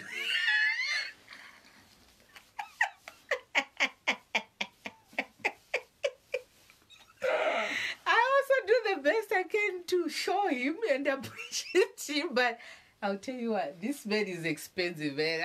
He's expensive. When it comes to getting him stuff, he's expensive. But I find a way of doing something to support him and to I'm cheap, not very anyway. So let me talk about going deep now into the deeper intimacy thing, okay? So when it comes to sex, yeah, there is foreplay for a reason. There is foreplay. Don't even start on issue of foreplay, because I know people minds will run to this and that, but you see, foreplay is not just touching hair or him or whatever it is. Like she's just said, it's something that starts right from, things that you are doing or saying in the morning or even a week before. You see? Now, it could just be calling her while she's at work and say, oh, I'm missing my wife. That's all. Not because you want something tonight. It's not just about tonight. It should be a lifestyle. It has to be a lifestyle. And I can tell you, if there's any day that you think, okay, this is how I'm feeling today, don't just, wait until you close the bedroom door. Let it be all through the day. If you are friends, that is very easy for you to do. Do things that she likes, and just that can easily set a platform for intimacy to be explosive. If you understand what I mean. Those things, it can be just, and remember, don't buy flowers or gifts on particular special events, or her birthday or anniversary or Christmas or Mother's Day. No. The problem is we usually don't be predictable. Take her by surprise. I think that one should be it. Okay, guys, let's make another date. I think we need to come back another day talking about intimacy. It's a whole lot of come on. It's a topic on its own that I think we need to give time to as part of marriage. So we need to talk about these things properly and address it appropriately because of time. We can't finish that one, I can tell you. We have so much to talk about in terms of intimacy, because if your intimate relationship with your husband or wife is messed up, I'm telling you, you are not going anywhere. So let's do this. I'm going to open up lines so that people can begin to phone. Because of our time, I think for now we will end here and we'll take phone calls, yeah, so that we can address people's questions. So this is a WhatsApp call that you can make. You can call on WhatsApp on this number that I'm going to give you now. And we can just answer, because there are some people who have questions there that we need to answer. +614 5864 800. So those who want to call, where is it? I need to pin it. +614 58648. Yeah. Please, if you want to call, you can call on that number there. You can call on that number. So I think it's best for us not to go into intimacy, because it's a whole subject on its own. We can arrange and come back here and talk about that.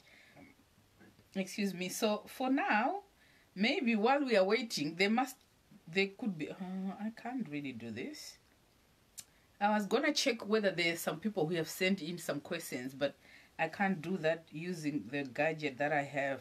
But we can start answering some while we're just waiting. If there's an active question coming up there, so just keep an eye while I'm doing this. If there's someone who wants to call and ask something about what we have discussed so far, it might be something different from what we have talked about, because we actually have just touched a little bit on marriage. So I think next time when we come back, we'll start from where we have left. You've got to break it down. Yeah. Marriage, when you just talk about marriage seminar, my God, it's a whole lot of a subject. So next time when we come back, we'll start from where we have left, because I don't think we can go into anything much deeper. We just want to answer people's questions. So there's a question, I saw it, but let me just try and see. Is this your question? Okay, so Cherry saying, I have tried, I think she wanted to say, I have tried many times to surprise my wife, but she always says she doesn't like surprise. What should I do? Right. Let me tell you this. Just because, not in particular, now when I'm answering everyone who might have the same question. So what is important, remember, we said you need to know your wife or your husband's love language. Your wife has told you she doesn't like surprises. Meaning, the moment you surprise her, you are annoying her, you are making her upset, you are making her angry. What you need to know is what she likes. So don't do what she doesn't like. Why are you doing what she doesn't like? Possibly you had a girlfriend or someone else who liked some surprises and you're trying to force it on her, yet she says she doesn't like it. Ask her, sit down with her, find out what is her love language. You are busy feeding another person's love language when your wife's love tank is empty. And when it's empty, it makes her annoyed, it makes her upset. So if she says she doesn't love surprises, stop doing those surprises and find out what does she like doing, or what does she enjoy you doing with her. If you is that correct? So yeah, so the basic thing about that question is sit down, talk. This is why we said you have to be friends, you have to be companions. She can't just be saying she doesn't love surprises. That's fine if she doesn't know, she doesn't like. What does she like? What makes her happy, and how are you supposed to express it? What makes her happy? When she is clear on what she likes or what makes her happy, then you can know, okay, this is what I have to do to make her happy. If she's not good with surprises, that's her. And that's why we said when we started that people are different. What works for me may not work for you. What works for my marriage may not work for you. But know your marriage, know your partner, and know what works and what doesn't work, and make sure that you work on the strengths rather than trying to work on the weakness. This, I can't read this. Let me see. Oh, okay, all right. Anyway, so there's a question here, right? Someone is saying, how can I always make myself attractive to my husband? That's a very also big question. How can you make yourself attractive? Make it very straightforward. Yes. Oh, look, it's a big one. It's a big question, but to start with, attractive. Okay, what attracted him to you from the start? Maintain that. Am I doing that? Are you maintaining? You are exceeding. Look at you. Look at you. I'll tell you people. Whether she has all these things, I love her to death. So, and I can tell you, you see, this beautifying themselves is good, very good. Now, wives, this is what you have to learn. If your husband says, I don't want that, come on. Who do you want to make happy? I know if you are going somewhere where he doesn't go and you like, beautifying yourself, why not do it and go there? Because that's what you like. You can't say, oh, well, I will not do it because my husband doesn't like it, as it were. No. You like it. You like looking beautiful, and this is what you think beautiful is. Do it and go where he doesn't go. You guys do, what do you call this?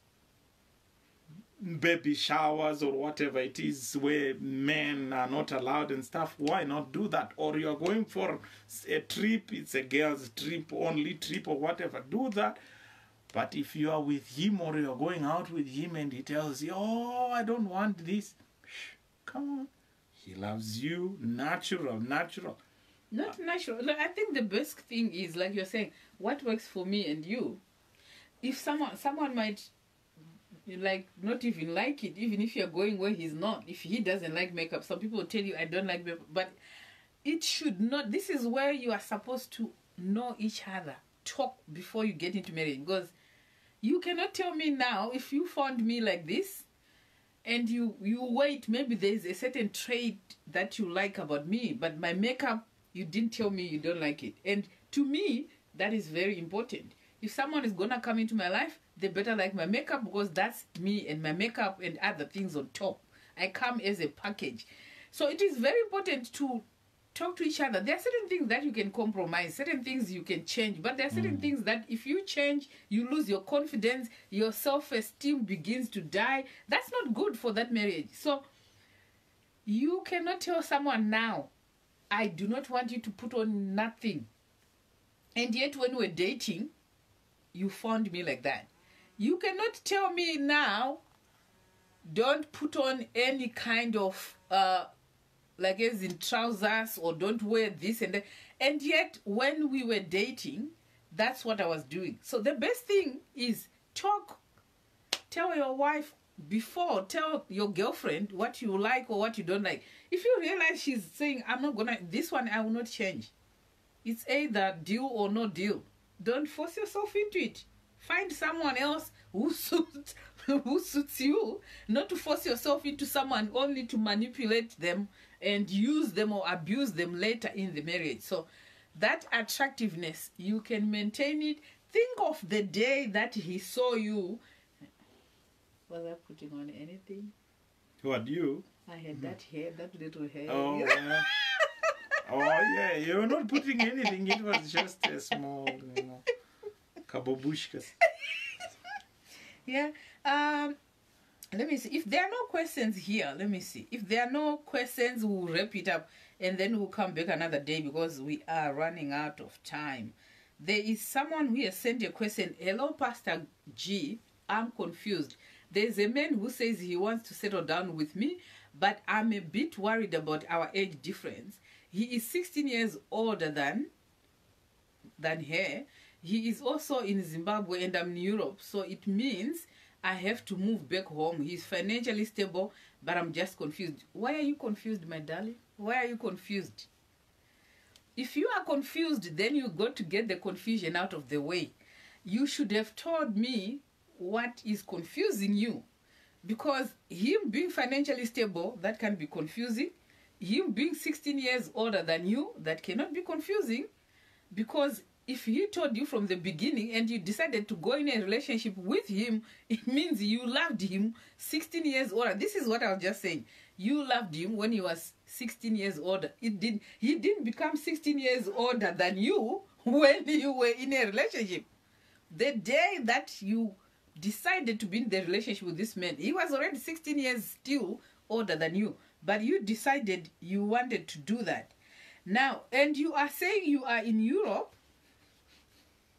You are saying you are in Europe and he's in Zimbabwe and your phone number here is a Zimbabwe. Okay, yeah, I understand that people can use WhatsApp number when they're in Europe. That's fine. Yeah. That's okay. But the main important thing here that we need to address is, are you willing to go back home? You said he's financially stable. Are you willing to go back home?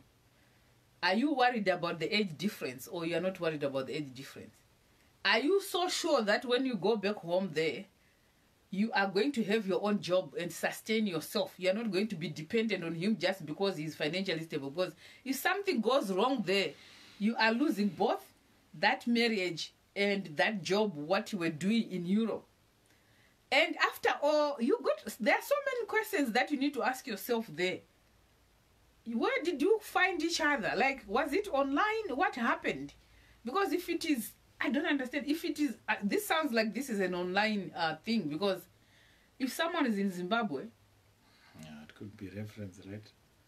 Referencing someone who is in Europe, okay, referencing someone who is in Europe, and there are so many girls in Zimbabwe, and he's financially stable. What I'm trying to do here is to open up your mind, to start thinking deeper about this relationship. Ask him, what is the reason why you are coming to me all the way to Europe? There are so many women there. He has to explain himself. There has to be a reason for him doing this. And did he tell you what he was doing? I don't know. Saying 16 years older than you doesn't tell me his age. So I don't know how old you are. It looks to me, or it sounds to me like he's fair bit older in terms of age, independently. So if that's too much of a gap, what was he doing in between? And why did that happen? Anyway, this question is really, it's not something that I can address here on public. This is a question that I need more information, to be honest. Yeah, I think the issue of age difference is, they're obviously older than here, so it's the issue of someone is 50 and she's 35. That's what I think that is there. And I mean, whoever you are, I think I need more information. If you really are serious about this relationship and you want my help, I think you might need proper relationship coaching or premarital coaching, and we might need to involve the person that you are in a relationship with. So you need to contact me separately. Remind me if you are interested. Wanted to ask, this is another question. I wanted to ask if it is wise to stay in an unhappy marriage when you see things are not you see things are not working and you are unhappy in that marriage. This is really vague. This is vague. This kind of a question, you got to explain, you got to give more detail. There are certain things that, like, what is going on? Is it abuse? Is it because of financial constraints? Is it because of what is causing you to be not happy? Is it intimacy or intimacy issues? What challenges are you having in that marriage that's making you unhappy? Because there are certain things that we can talk through and we give you strategies, We coach you, give you strategies and implement them. And it might be something that will work within a week, you're done, you're sorted. It could be you who is having problems and your husband is having friction, or the wife is having friction with you, or miscommunication or lack of communication or lack of effective communication, which can only be fixed within a short space time. You'll be happy in your marriage. So if you're really serious about this question, then I need to know more. Some of these things, I can give you general information. I can't tell you leave. I can't tell you stay because I don't know what's making you unhappy. But when you come to me as a professional, a life coach, I'll be able to talk to you, like open up everything, which is confidential, and then I can help you properly. So some of these people, so if those people who are interested in checking out my website, someone was pinning the pages on there, but if you are interested on checking my website, you can come to my page, you can come to my inbox, like the page that I have, Another Chance Life Coaching Services. That is my coaching page. So if you want coaching, premarital, marriage, separation, divorce, individual, couple, relationship, business, and other things, teenage coaching, you can go to my page, you can inbox me, and I'll give you details how to book so that we can go deeper into the issues that you're asking. But for now, I can't see some of these comments. She could be married about having anyway. Right, guys, we'll wrap it up. I think we'll end here for today. Next time when we come back, we are going to start from where we left. We have to start from where we left. Intimacy in marriage, that's where we left, because we just realized it's a bit too much. So I think it's good to have to try and get, if really people are interested in something, right? Like you said maybe to be focusing on intimacy. It's good for us to let people have questions. If it's sending it to the private number, if it is giving them to you directly on Facebook or whatever it is, it will be good to use those questions as a guideline of the discussion.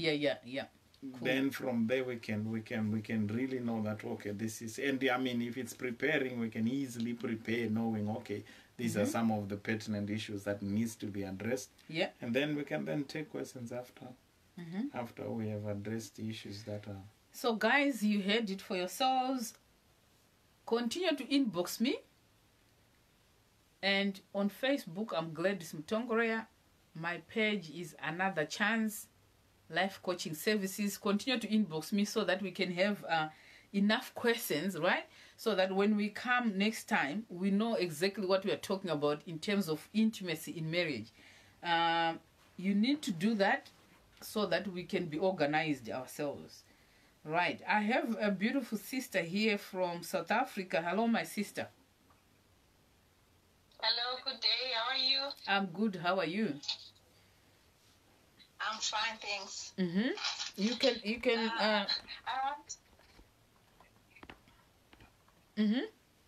I'm fine, thanks. I just want to ask, when you get married to someone and you realize that you still got kids to who needs to go to school and stuff, and then you realize that probably your husband has changed, like he's not keen, kids, you need school fees, you need food, you need rentals, but your husband is no longer keen about jobs. You want to start something, but you realize you cannot start something while you don't have anything.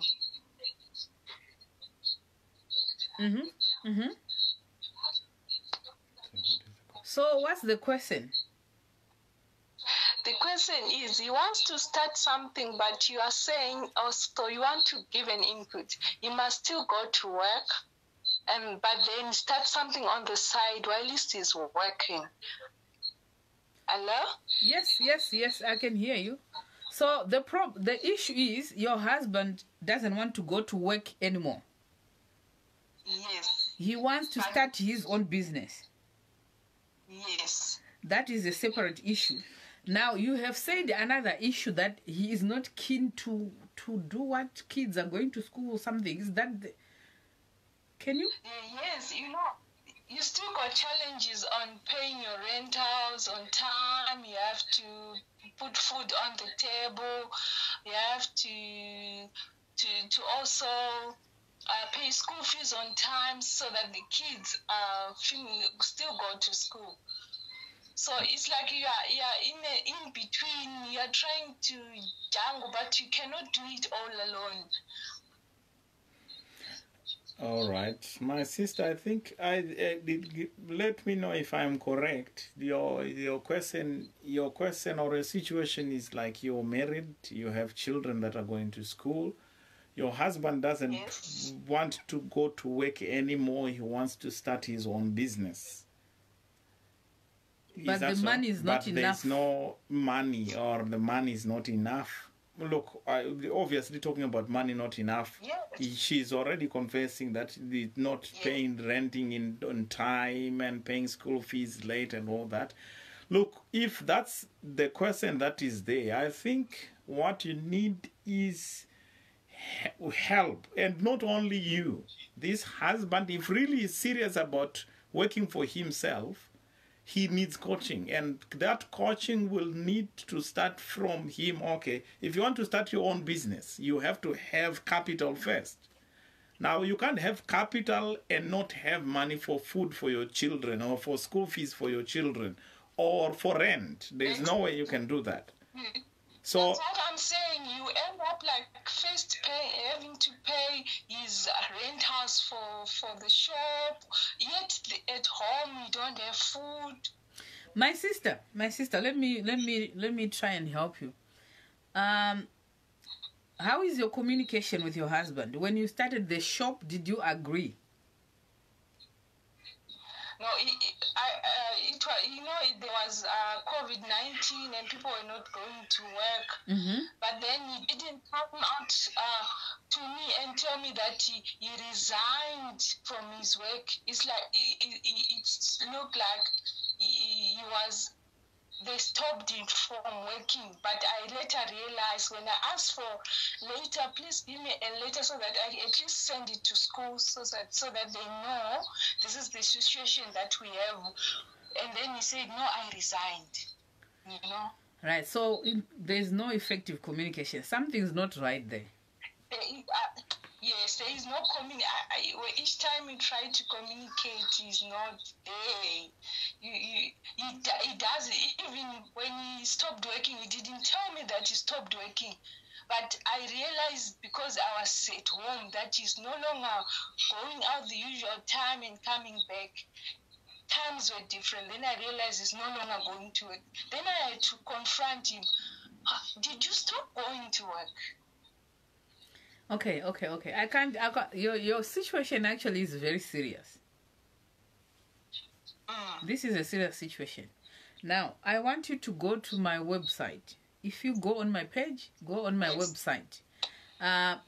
Put book in for a free. I do 15 minutes. I do 15 minutes free consultation, right? For life coaching. All right. And all right. You got to explain more than you're doing now, because of time. Go there, look for my website. I think what I need to do, guys, when I finish this live streaming, I'm going to my page, my life coaching page, and I'm going to put my website there. Those who have specific issues that they need help with, you got to go there and book your 15 minutes free consultation. But when you book your 15 minute free consultation, if I need to coach you, I'm not gonna stand here and lie, because that's part of my job. If it's a quick fix that I can advise you over the 15 minutes, that's fine.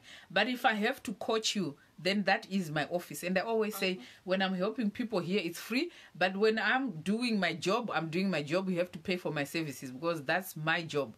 So let me see how I can help you. Even if it goes like maybe a little bit over, I can quickly just try and help you for free, because your issue is very critical and it's complicated. There are sometimes when we need to put money aside and try and help a very critical situation that is happening. So for you, I will try and compromise and help you, because there's no way, with the situation that you're in right now, there's no way I'm gonna... You don't even have food for kids. You don't have money for rentals. yes, because I'll still be working. I'll try to pay rent so that you don't get chased away from the place. It's okay. That's But fine. then You know what to do. I'm not going to discuss your issue any further. So do what I've told you to do. When I finish my live streaming, I'm going to my page. And I'm going to, I'll go to my page and I'll try and help you there. I can't promise you because of time difference. It's already almost midnight. I can't help you today, but I'll see what I can offer you. Yeah? I'll see what I can do for you. Thank you very much. Yeah, so guys, I think we will call it a day. We leave it here. Let me just put my website here. And those people that want to go to my website, if you can't find it here, if you go to the flyer that I posted on Sis Melly's Diaries, on top of it, it has my page name on it, that flyer. It says Another Chance Life Coaching Services Hosting. And at the bottom, I put my website there, which I'm going to try and do now. And that's the end of this session. Put your questions in my inbox. And next time about intimacy in marriage, next time when we come back, we will address those issues. I'm just trying to type in my website, and then we close because there could be some other programs that Sis Melly wants to do. Okay, all right. So this is us. This is the end of our session today, and we will leave it there for today. We'll leave it there for today. I've just pinned my website there, www.anotherchancelife.com.au, and let me just put my my page as well. My page on Facebook, if you want to follow me, it's called Another Chance Life Coaching Services. It's a page. It's not a group. It is a page. Let me just see. So you can look for me there, and that is me. That is my page there. So guys, thank you so much for joining us. Thank you for all your support. And I'll just ask my husband again in closing, because we need to close in prayer. So just a very short prayer. Pray for families. Pray for those who are getting ready to get into marriage. Those who are in marriage already, they are struggling, like these kind of issues we are hearing, financial challenges, communication issues, abuse issues.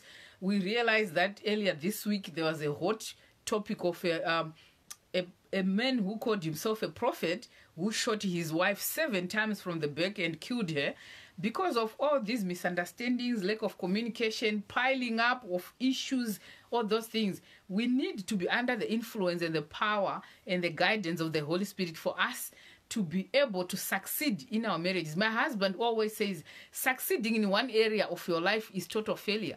You can't be getting really big in business and yet your marriage is miserable. The kids are miserable. You can't be successful in pursuing your marriage and financially you are depleted. You have no wisdom. You have no direction. There's no planning. There's no budgeting. That is not success. Success, you are supposed to be succeeding in your business, in your marriage, raising your kids, looking after your parents, and also in your spiritual journey. That is what we call success. So I'll leave my husband to wrap up with a quick word of prayer. We have prayed quite a bit when we started this live streaming. So can you please wrap up, please, darling? All right, let's pray. Let's pray. Like I said when we started, there is a solution to every problem. And before the problem started, there was a solution. I'm praying as I know we are going to be sleeping this side. And I pray that even as we go to sleep, even as we go to sleep tonight, you know, those of you that have been listening and you are listening from this side of the world, and even if you are back home, it's my prayer that God gives you wisdom. Even in your sleep. The book of Psalms says that God gives his beloved sleep. Now, what that infers when you read it properly, God delivers solutions, people's solutions while they sleep. And I pray, just like Solomon got wisdom in a dream. You see, when you read about Solomon and him asking for wisdom, it was not physical. He was dreaming. God came to him in a dream and said, tell me what you want, and I will give it. And in his dream, he was able to ask for what he needed in life. And he asked for wisdom. And to show that the solution was available before the problem, the following day when he woke up from the dream, a woman came with a problem. Whose solution had already been delivered to him a night before in a dream. And I pray, I pray that Jehovah, through these sessions that we are having and we will continue to have, and I pray that even as you go to sleep in your household, wherever you are, that God, by the Holy Spirit, while you rest, the Holy Ghost will reveal solutions to the challenges you are having now. In the name of Jesus. I pray right now and release the grace of God over every situation, over every marriage, over every relationship. In the name of Jesus. Those that have questions that have not been addressed, I pray in the name of Jesus that even as you look up to God, that the Holy Spirit delivers solutions to your challenges, that he delivers answers to your questions in the name of Jesus. I pray that the Holy Spirit of God in every troubled marriage, in the name of Jesus, let there be stillness, let there be peace, let the sea calm down. In the mighty name of Jesus.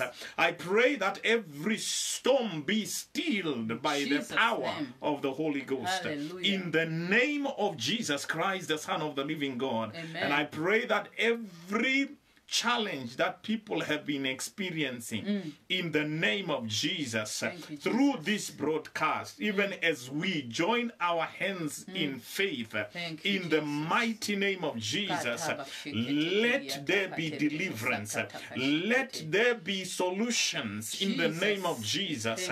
And I'm praying, Father, that in the name of Jesus, you instituted marriage.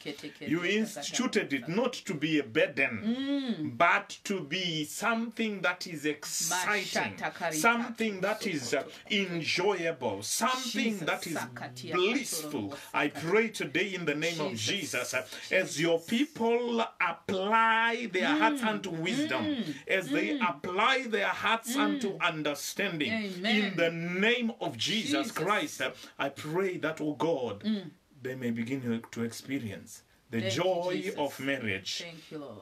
In the mighty name of Jesus, I want to thank you, Holy Spirit, for what you are doing. And I want to thank you that in the name of Jesus, as many as are genuine in their cries to you regarding their relationship, their families, their children today, in the name of Jesus, by this broadcast, let there be divine intervention in the name of Jesus. Every marriage that has been abusive, I pray, peace be still. I pray, Father, that in the name of Jesus, by the Holy Ghost, you may bring people back to them their senses. Hallelujah, hallelujah. Thank you, Lord. In the name of Jesus. Thank you, Lord. I want to bless you. Thank you, I want to Lord. honor you. Thank you, Jesus. In the name of Jesus. Thank you, Lord. That husband that has been abusive, thank you, Jesus, is coming under arrest by the Holy Ghost. There is transformation taking place. Hallelujah. Believe it with me. Believe it with me. Believe it with me now. In the name of Jesus. Thank you, Jesus. Someone's life is being transformed. Thank you, Jesus. And someone is going to be surprised in that marriage. What happened, you will be asking.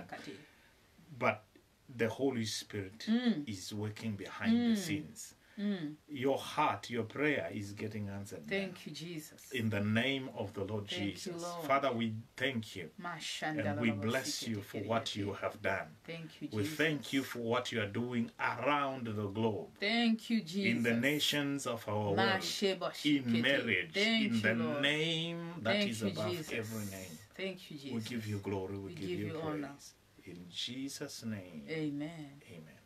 Amen. Thank you so much. God bless you. Thank you. Thank you. God bless you so much. We'll catch up again when the Holy Spirit permits. When God permits, we'll catch up again. We'll let you know. But keep the questions coming about intimacy in marriage. It has been our pleasure being with you. We'll let you go. God bless you.